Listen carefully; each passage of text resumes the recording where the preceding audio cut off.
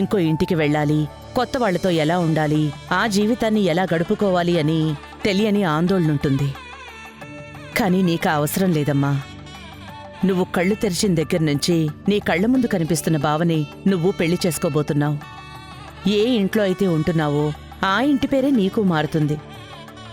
ఈ ఇల్లే నీకు అత్తవారిల్లవుతుంది. ఇంకిక్కడ నీకు కొత్త వాళ్ళెవరున్నారు నువ్వలా భయపడ్డానికి? అవును భూమి, ఈ ఊరు తీసుకొచ్చిందే నీకు పెళ్లి చెయ్యాలని. అది ఈపాటికే జరిగిపోయి ఉండాలి. కానీ కొన్ని కారణాల వల్ల ఇప్పటికే చాలా ఆలస్యమైంది. ఇంకా ఆలస్యం చేయాల్సిన అవసరం లేదు.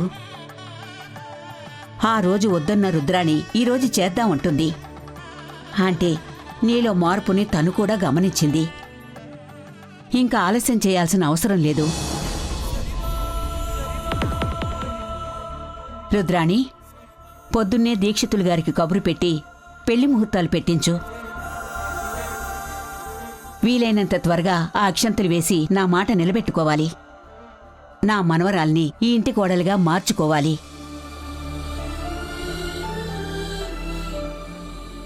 మీరు మాట్లాడుతుంటే తను అలా వెళ్ళిపోతుంది.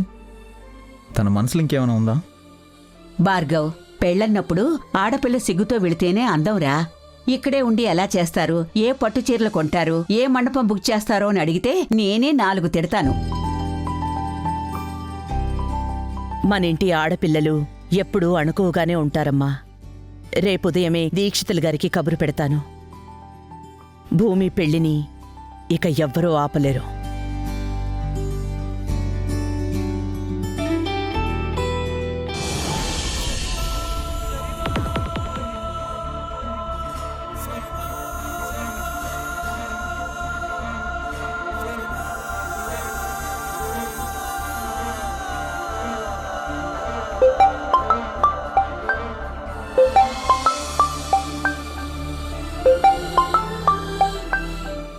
హలో భూమి, ఏంటి ఇప్పుడు ఫోన్ చేస్తున్నావు? నిద్ర పట్టడం లేదా? నిద్ర పట్టడం కాదక్క, అసలు ఇక్కడ ఏం జరుగుతుందో నీకు తెలుసా? ఏ, అంతా బానే ఉంది కదా. ఇప్పుడేమైంది?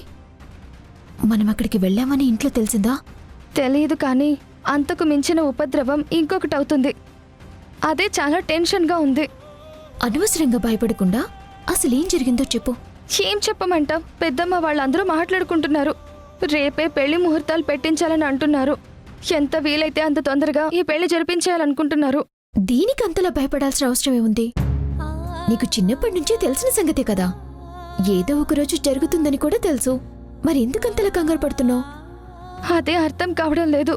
నేను నీతో మాట్లాడాలి. సరే, ఏంటో చెప్పు. ఇది ఫోన్లో చెప్పే విషయం కాదు. రేపు ఉదయం నువ్వింటికొస్తావు కదా, అప్పుడు నేను నీతో పూర్తిగా మాట్లాడుతాను. ఆ తర్వాత నువ్వు ఏ నిర్ణయం తీసుకుంటే అదే చేస్తాను. అది సరే, పెళ్ళి అంటున్నావు, నాతో మాట్లాడాలి అంటున్నావు. నీ మనసులో ఇంకేమైనా ఉందా?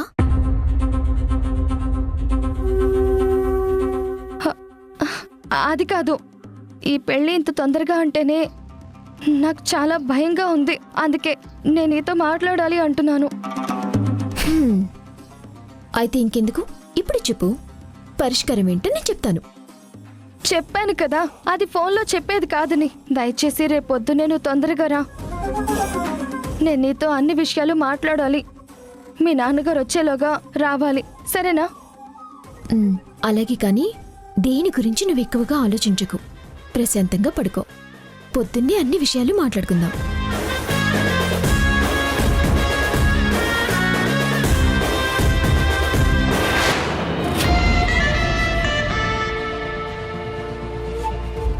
అసలు నువ్వేం చేస్తున్నావో నీకైనా అర్థమవుతుందా? ఏంటలా అడుగుతున్నావు? నాకు ఏ కష్టం వచ్చినా నేను పంచుకునేది జానకితోనే కదా. అందుకే తనకే చెప్పాలనుకుంటున్నాను. అందులో తప్పేముంది? ఏం చెప్తావు?